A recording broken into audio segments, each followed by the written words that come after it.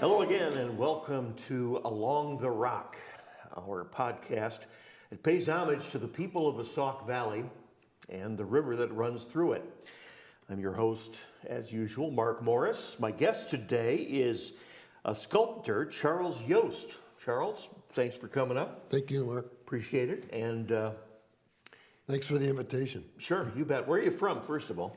Morrison, Illinois, 61270. Okay. And I moved back from Chicago a couple years ago to my hometown in Morrison. All right. So that's where you do your work now for how Yes. long? For Yeah. how long? Yeah. Well, I've been doing sculpture since I graduated from the Art Institute in 1970. I look it, but I don't feel it, you know. But I was a welding process instructor for 20 years with Miller Electric, so that was kind of the craft that I needed in sculpture, so I did that for a while. Sure. Got to make a living first, right? Yes. And unfortunately, the only patron to the arts now is teaching, but there's some full-time artists out there, and Oh, yeah. we appreciate them all, right? Well, how do you describe your work, if you've got a way to describe it in general? Good question. I've always liked machine parts and how they function as in their beauty and in the way that they appear. So I'm kind of taking that mechanical feeling and putting it into a non-objective, non-functional work. So my latest work is kind of combining organic forms with the geometric forms, so hoping that they live in harmony together. You've got some works already on display in Morrison, I know that. Morrison Tech. Yeah. Yep. No longer called MIT. Well, no, I think they had some legal problems along the line somewhere. Yeah, the real MIT may have been part of that. So are there some you can point out as you're turning into the main driveway there? Yeah, we'll get to this in a minute probably, but there's a really nice open area. And many years ago, the president and leader of the school said, "Why don't you bring those pieces out here, you know? Perfect area for outdoor public sculpture, larger pieces." Sure. So when you drive in there, I've got a few on that open area there. And in the fall, there will be 20 pieces all around the campus area. So we're talking show here? Talking a show. Okay. Starting on September 19th, my birthday, by the way, but please no gifts. No gifts. Just Except good, maybe some cash. no bitcoins, no cash. You know, No bitcoins for sure. We're good. But hopefully all women sculptors from Chicago, my friends that are full-time professional sculptors, and they'll be exhibiting their works too there. So, Okay. And there's going to be a gala grand opening on that Friday for all the townspeople. This is going to be free.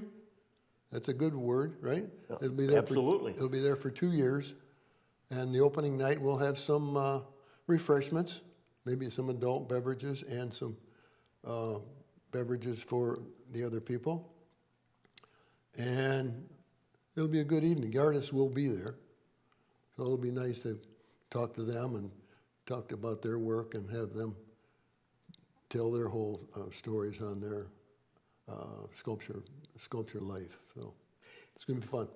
Yeah, if I'm not mistaken, and maybe I am, but my wife and I were recently at a short film show, demonstration, I guess you'd call it, showing, and now they're doing the sculptures. Are they trying to make a bigger impact on a different population, if you will? Good question. I think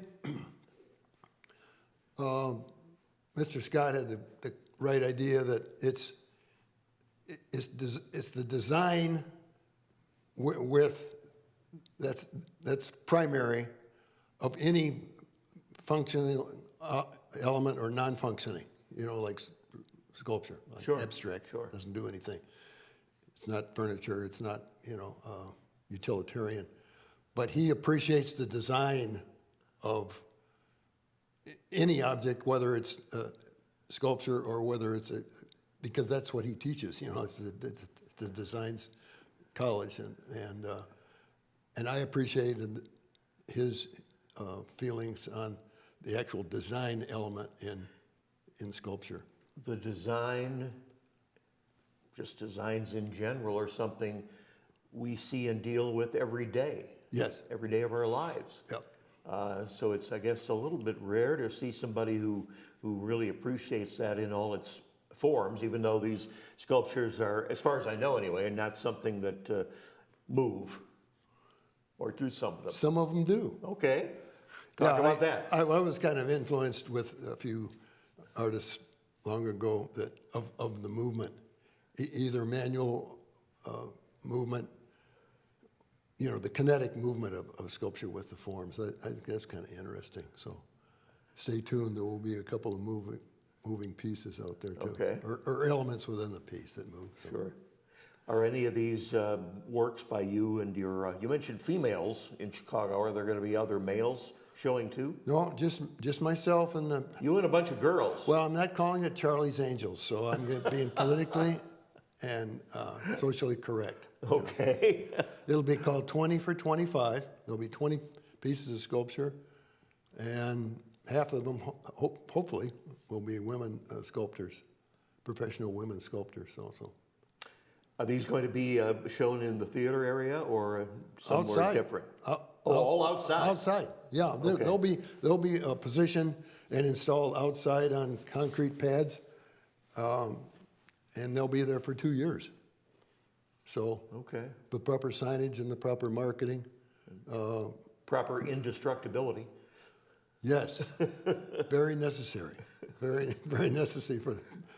I've had some problems with that in the past, but Yeah, well, some people build those sorts of things because they want them out in the weather, and they'll, oh yeah, right, acquire right. their own patina, as they say in the antique business. I've had all the bad effects of outdoor pieces. I haven't had any.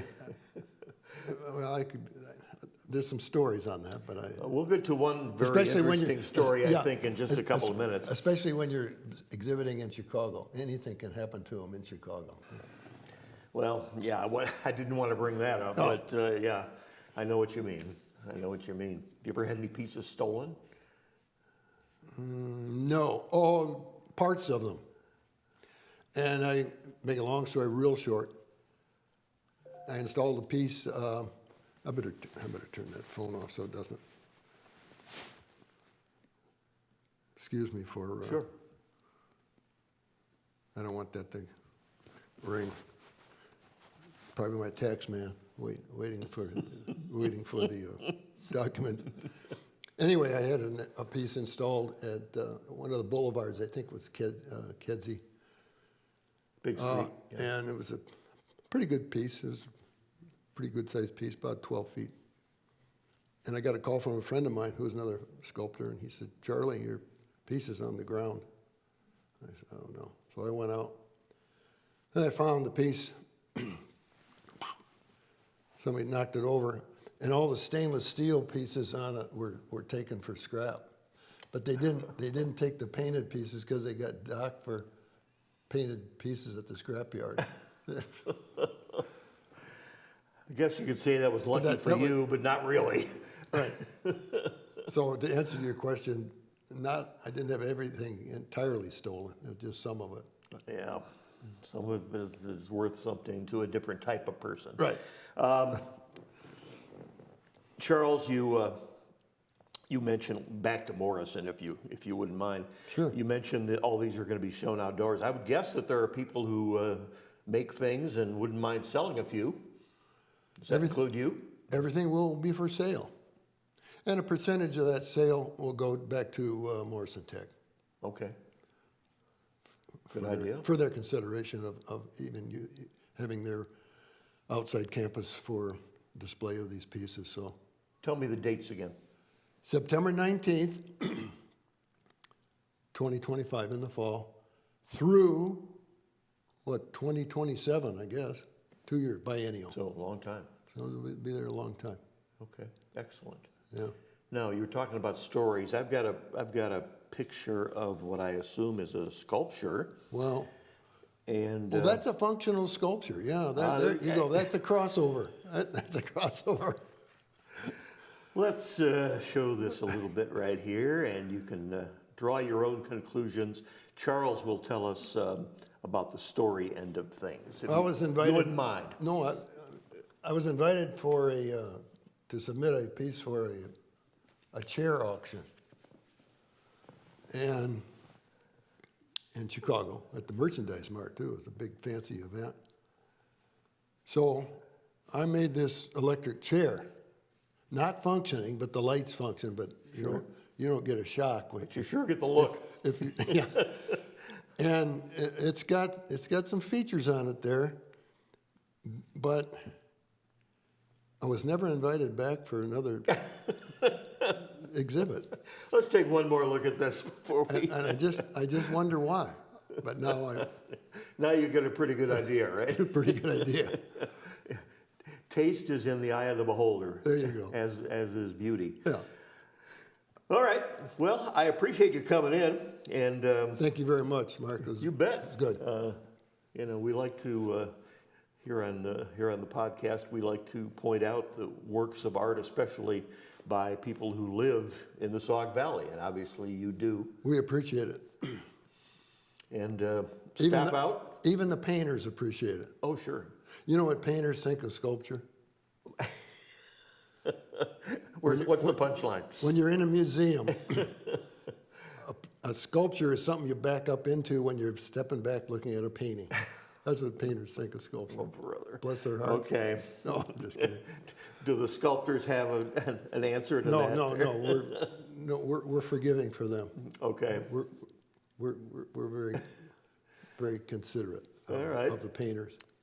If someone would want to get a hold of you, would you mind giving out a phone number? Wouldn't mind at all. Area 773. No, yeah, Yes. that's my 773 That's what I've got. 665 Okay. 0800.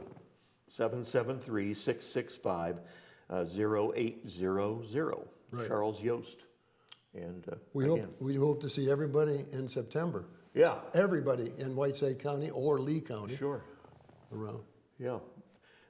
The other night was the first time I had actually been inside Morrison Tech. Pretty impressive, isn't it? Yeah.